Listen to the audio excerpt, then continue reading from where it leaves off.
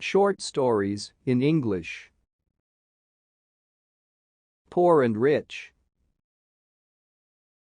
One day a rich father took his young son on a trip to the country with the firm purpose to show him how poor people can be.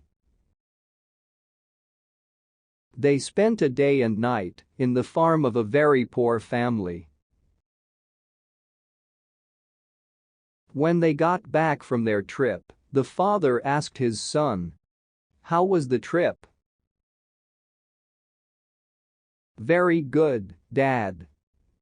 "Did you see how poor people can be?" the father asked. "Yeah." "And what did you learn?" The son answered, "I saw that we have a dog at home, and they have 4. We have a pool that reaches to the middle of the garden. They have a creek that was no end. We have imported lamps in the garden. They have the stars. Our patio reaches to the front yard.